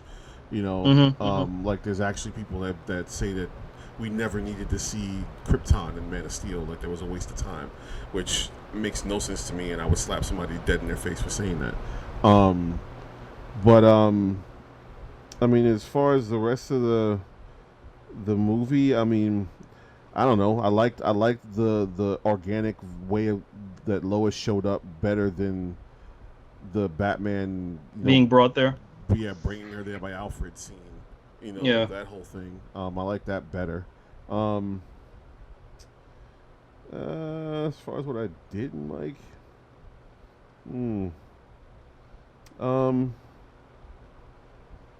Come on, Rick. The movie was too long, Rick. Come on, you know that. It was just 4 hours, For me, it's like, for me at the end of the day, again, it was Snyder putting all his cards on the table. You know what I'm saying? Like if this wasn't the movie where he knew he wasn't coming back and this was it was just done. And he knew he was coming back. We're gonna get more versions of this universe. Then I think there's a lot more that I could really say about the way the ending of the movie happened, the epilogue, and certain things about that. The whole scene with Batman and Joker was a passion part. Like there was when you watch the interview between him, Snyder, and his wife, she says that scene was the one scene in the movie that was actually put into the movie that wasn't originally in the movie. That wasn't a part of the original cut of his movie. That was him saying he always wanted to eventually get to the point where he had Batman and Joker in the same scene. You know what I'm saying? That was something that he always hoped he could get to, and it was something that he really wanted to do, and he appreciated Leto's Joker.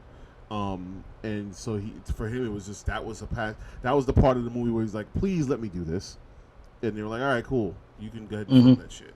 And the other thing, like I was telling Sean, I don't know if you know this, Graven, but none of that scene none of them were in the same scene when they filmed that scene.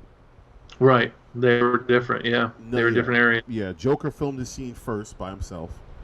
Then Ben Affleck filmed his version of the scene by himself. And then, Deathstroke and Mira filmed, I think, together. With Cyborg. They filmed together, those three. And then The Flash actually filmed his scenes through Zoom. So Snyder had to direct him through a Zoom call. Right. Yeah, it's crazy. It's incredible, man. You know what I'm saying? So that's crazy.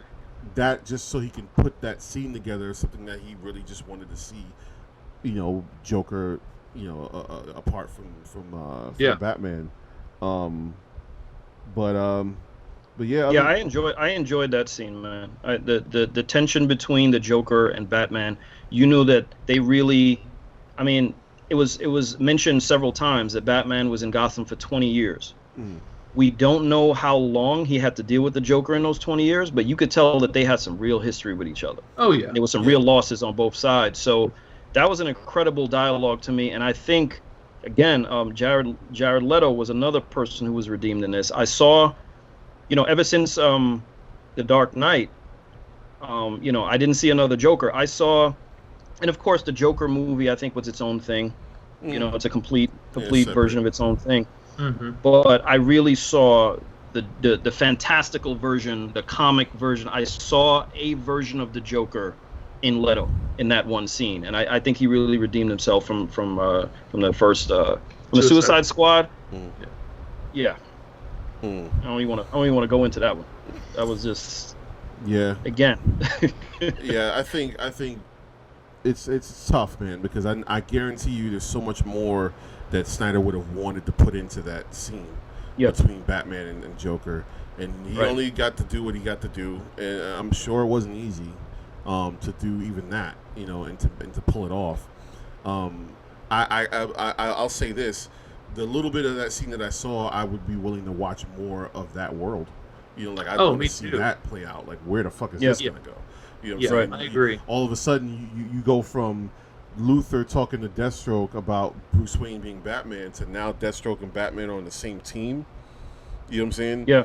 There's a lot there too. There's so much meat and juice in that story. I'm like, whoa, explain this, please. Mm-hmm. Explain how this happened.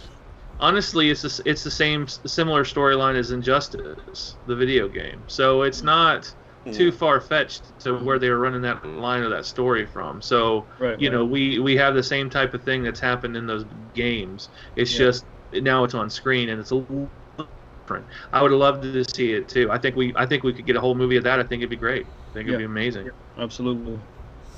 Well, yep. Last thing I'll say just real quick before we wrap up. Man.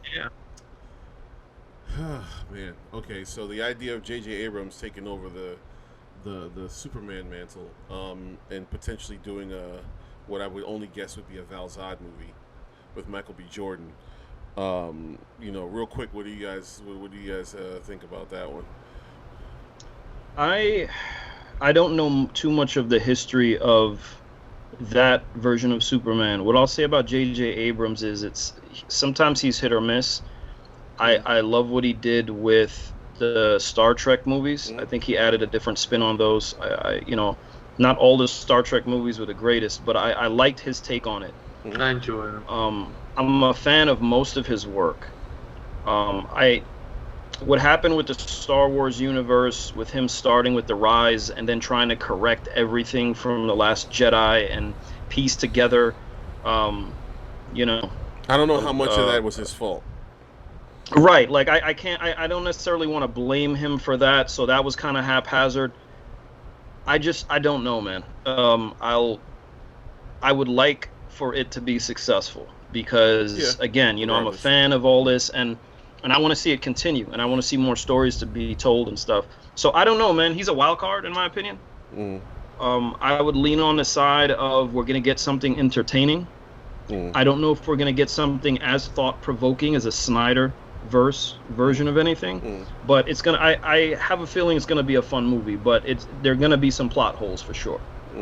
Yeah, Yeah, as far as me, I think cohesion is the key word here. I think that we're not. A lot of people are beaten up.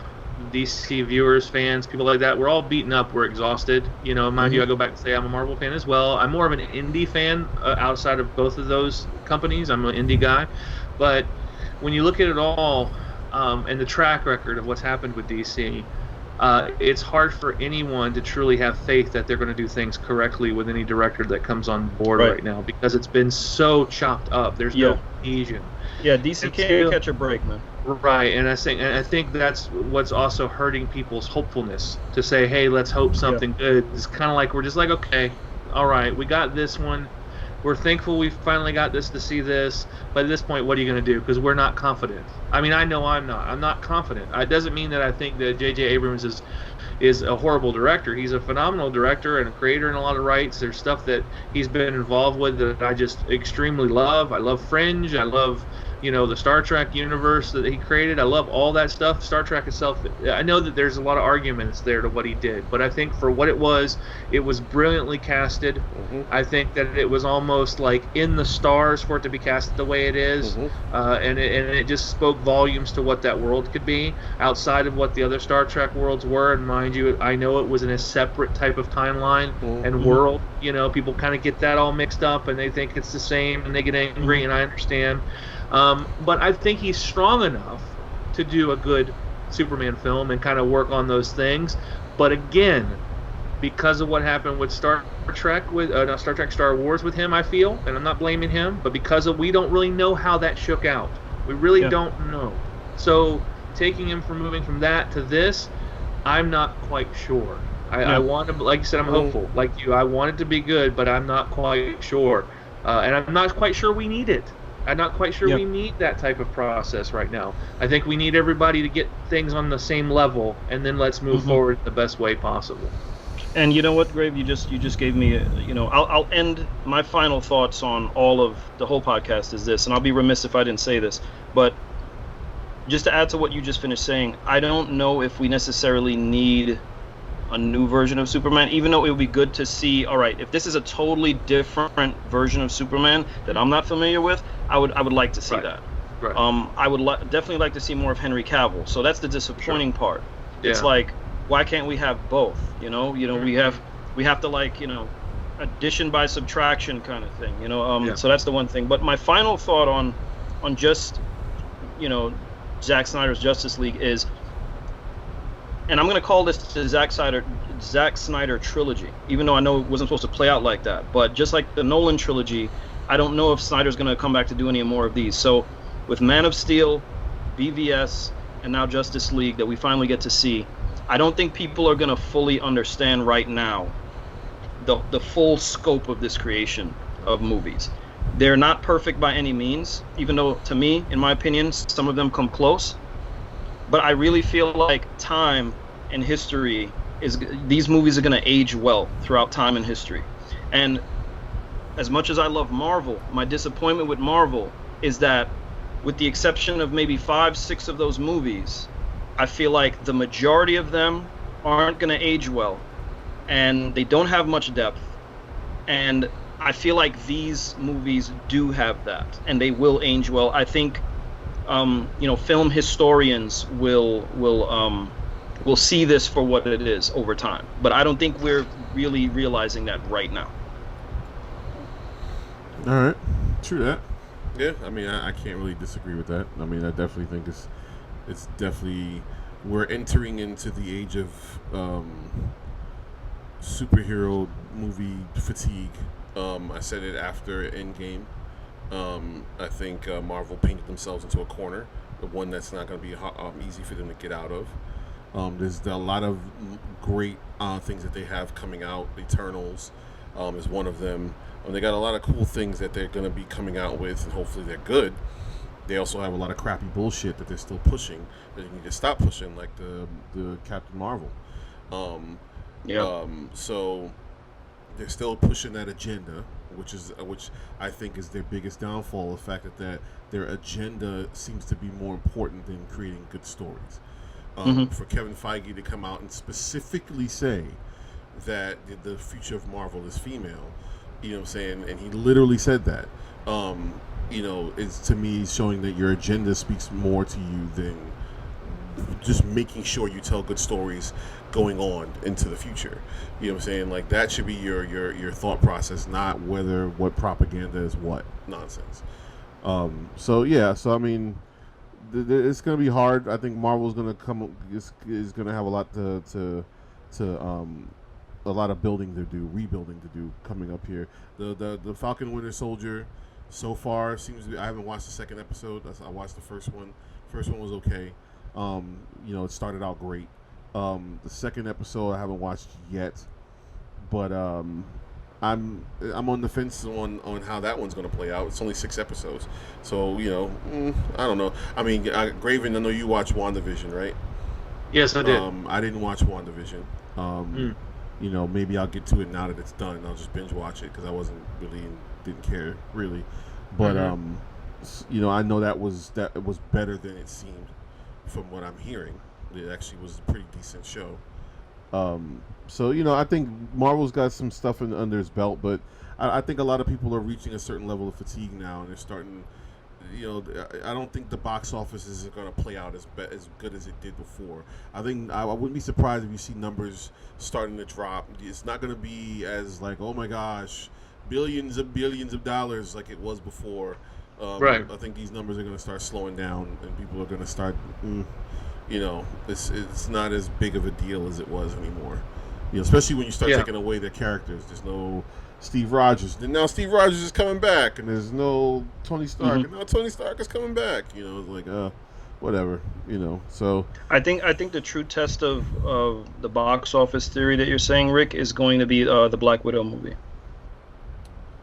Right, because they pushed that back to, you know, we might get more. I'm just predicting we might get more theatrical openings for the release, but we'll see. Right? Yeah, we'll see. Yeah, I'm speaking more like when we're fully out of this whole, you know, this whole pandemic situation, right. and everything gets somewhat back to what we call normal. Right. I think it could just be from the pandemic alone. I think enough has changed that the scope of not only how we consume our movies now is going to be different. I just think it's all different now. It's not the same as it was the first 10 years Marvel put their shoes on. You know? Right. So, but either way, we'll see.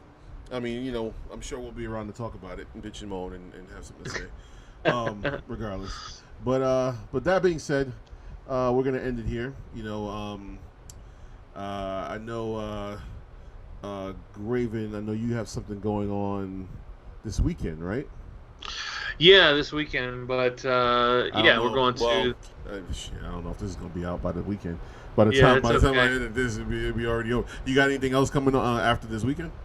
Yeah, actually, after this weekend, which originally what's coming up on this Sunday is going to be Olo Toy and Comic and Toy Show in Orlando here. But by the time this kind of comes out, we'll be doing a show in Ocala, Florida, called the Brick City Comic and Toy Show. That'll be April 17th that we're doing down there. I'll be set up, me and my wife. We'll have some tables down there so you guys can come out and meet us, talk. We can talk nerd stuff, comic stuff, life stuff. It's all good. Art stuff. We're all interested in that. So, yeah, definitely. Just check us out on artofravenwolf.com. You can look at our social media, and it'll tell us all the dates that we're going different places. Not a lot of them this year based on the pandemic, but we're trying to get there slowly. All right. And, of course, you know, like I said, I'll put everybody's description information in the description box.